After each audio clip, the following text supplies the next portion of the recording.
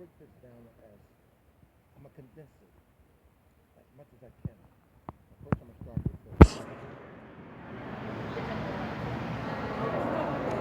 with Okay, now you have it. 1776, a new nation is found. Okay, fast forward from 1776 to 1913, President Woodrow Wilson. Woodrow Wilson no longer allowed the federal government to have control of the monetary system. In terms, it was turned over to the private sector. Okay, fast forward from 1776 to 1914, 1913, 1914, fast forward. 1914, let's say to Tricky Dick. If you don't know who Tricky Dick is, that's Richard Nixon. Richard Nixon was the first president that visited the Great Wall of China. And he didn't only visit the Great Wall of China just to visit it. He visited to make diplomacy and also good diplomacy and also trade. Now, fast forward from Tricky Dick, who died in New York Presbyterian Hospital, water on the brain. Fast forward to Clinton, 1993. Okay? Now, Clinton came out with supposedly a strategic strategy in regarding to, well, it was several things. Work to welfare to work.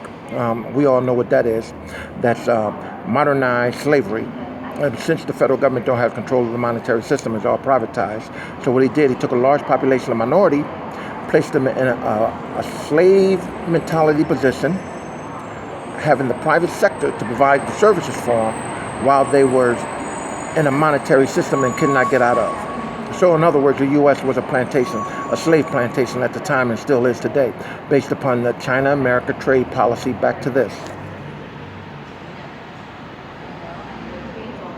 Here we go, the China-America trade policy.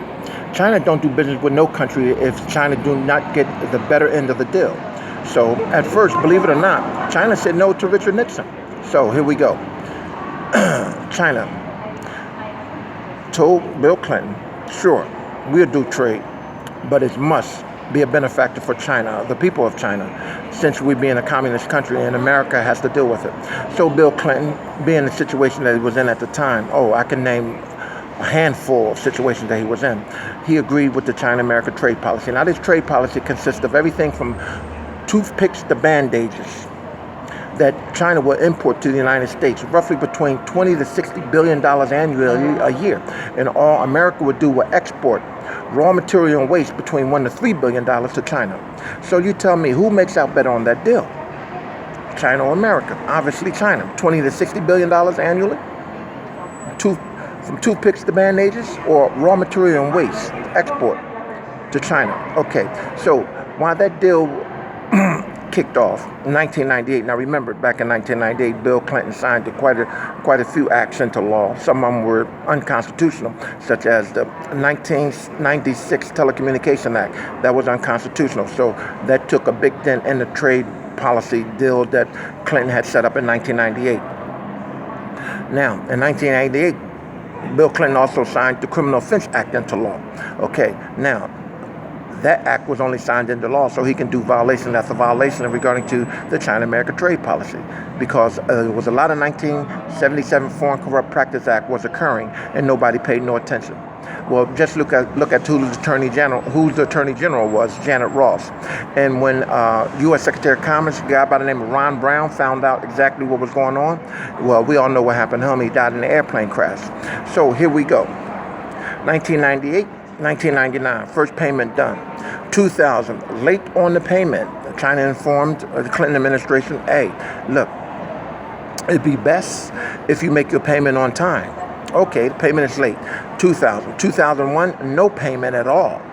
Okay, September 11th of 2001. Oh, World Trade Center building comes down. On Clinton fiscal monetary year. Because remember, GW fiscal monetary year didn't start till October the 1st of 2001.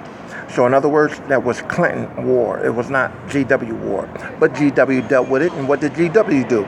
Said, this is not my war, so I'm going to spend, which he did. And by the way, the Marrow never came into effect because of September 11, 2001. If you don't know what the Marrow was, GW had a plan to get rid of the Federal Reserve note and have one currency known as the Marrow, where it would be Canada, Mexico, and the United States. So there you have it. Now, here we go today.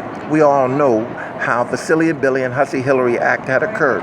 So when you get somebody attacking New York City, where you got the most billionaires in the nation, over 20-something billionaires, obviously all those billionaires was pissed off. Not only those billionaires were pissed off, Mr. Larry Silverstein was pissed off as well. So there you have it. Now we have a President Trump in office. I don't need to say more, do I? Well, the best is yet to come, and you're about to find out. Hey, a civil war? Civil war can be economically, it can be physically, it can be in all aspects. But I tell you what, you're about to see something, and it's not going to be a surprise. I got to go.